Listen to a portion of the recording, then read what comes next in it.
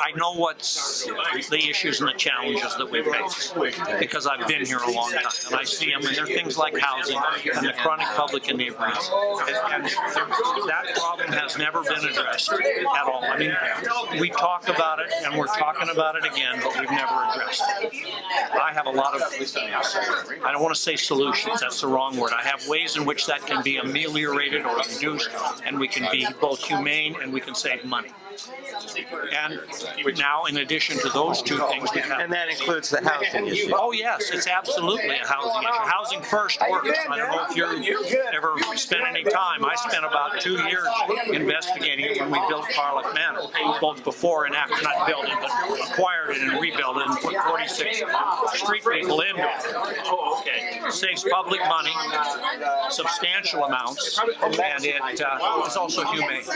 None of these folks started out at age 10 or 12 to say, I'm going to be a street drunk. None of them. So they're very ill people. Which is, so we have to, love your neighbor as yourself, right? So we have to care for these people in some ways that it's just necessary because the impacts they have on our community are devastating. So I don't condone their behavior and I don't condone their actions, but I sure as heck know that we need to take steps to deal with it. Housing First seems to be the best of all possible ones, but there's other things related to it. So I know about these things because I've made a study of them. So there I'm qualified, capable, and ready to take that action. Same thing goes with our need to build, and I don't say affordable because I don't mean subsidized. I say workforce housing. What is workforce housing? It is for people who work for a living and are not, they don't get government help, they don't get anything, but they're capable of paying reasonable rent and housing themselves, their families, and so on. Okay, we have to build more and more of that. I've spent a long time in the business of development of housing, commercial property, subdivisions as an attorney. So I have a depth of knowledge. Those are the real qualifications, and there also happen to be the real challenges we face. So those are your two big issues. Two big issues, and the fiscal, and what has come on since I started this in October of 13 is the fiscal situation. Now I've run businesses, still in business. I own the Express Loops with my partner Terry. The which? The Express Loop, the oil and tire change outfits. We got 4 stores in town, and we used to own Dollar Rent a Car, and we own the Alaska Aces, and we have businesses. So I've got lots and lots of business experience.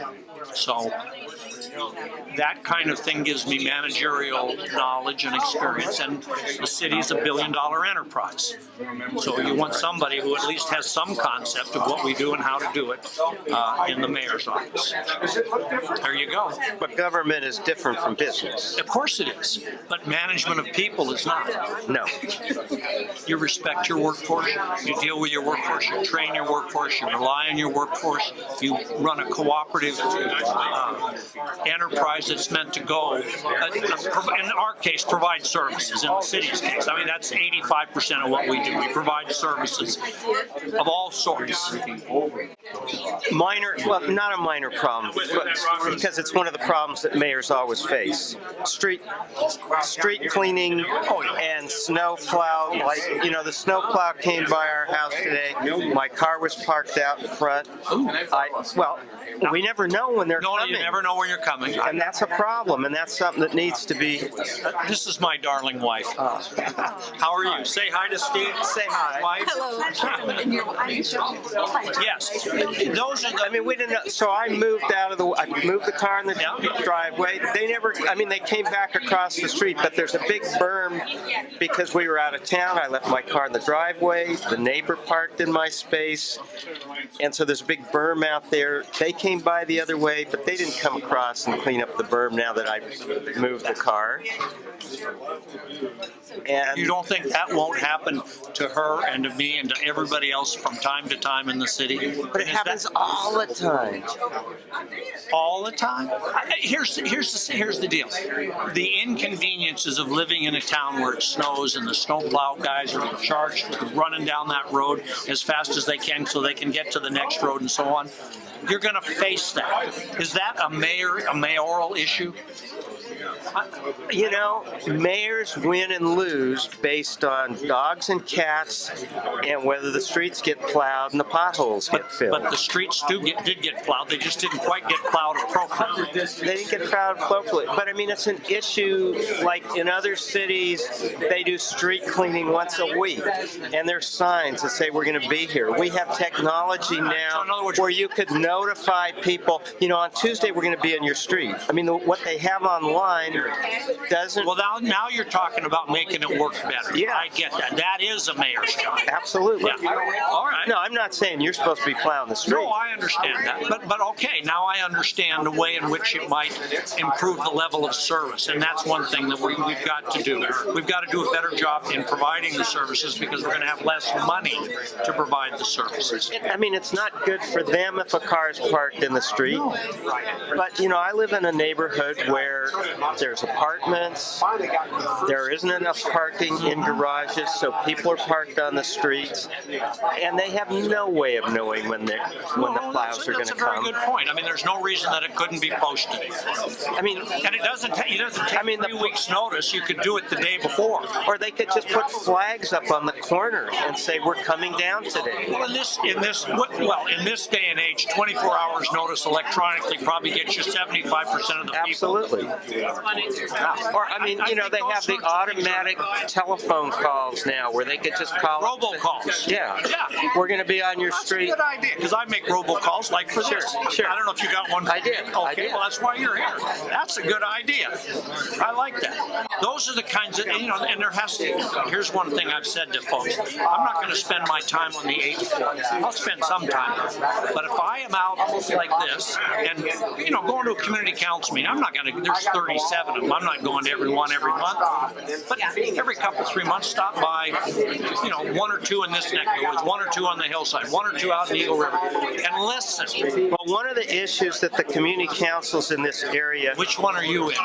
Tudor. Okay. Tudor area, yeah. Yeah. I mean, all of the community councils agreed on is that they didn't want a road going through the university. I understand that.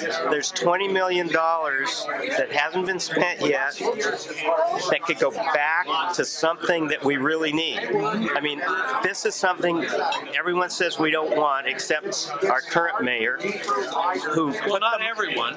It's just the community councils. Well, it's the people who live in this area.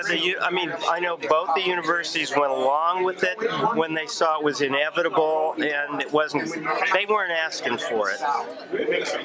Well, when I was on the assembly, I talked to, I forget who it was, the head of the president of Alaska Pacific, and he wanted it. And this is now, I've been off the assembly. That's a while ago. Oh, no, I understand. But I'm just telling you what I know about it. And I talked, Al Parrish was head of Providence Hospital, and he wanted it. He's gone now. There's a new guy named Mayoral in there, and she was from out of state. Mom. Mayman. Dr. Mayman. Mayman. Thank you. Whatever. I'm sorry. She's gone and been gone for several years. I met with her and more university assistant, deputy provost for student, and all the. There was 20 people in the room. I was astounded at how many people were there, and we discussed it. And as a result of those discussions, it went back in the LRTP, the Long Range Transportation Plan. And Dick Cheney voted for it too. Well, although even now he's not. Well, yeah. Well, I mean, you know, we've been hearing about Central Park lately. About who? Central Park. Oh, yeah. And my sense is that whole area is going to be Anchorage's Central Park in the future. It is a big natural space that's not interrupted, that will be this recreation area for Anchorage, and having a road through it. Most of it will be developed by Alaska Pacific. No, they're just doing the edges on the east and the north. That's all they're East doing. and the south. South, right? South. Yeah. I've seen the plans. Yeah, no, it's east and the south. Chunk, yeah. East and the south. But the part that goes through there, I mean, that's an area. I mean, that's $20 million that isn't critical. How about the overpass at 36th and the Seward Highway? Well, we could skip that one too. That's one I think is insanity. Oh, I agree. Okay. Good.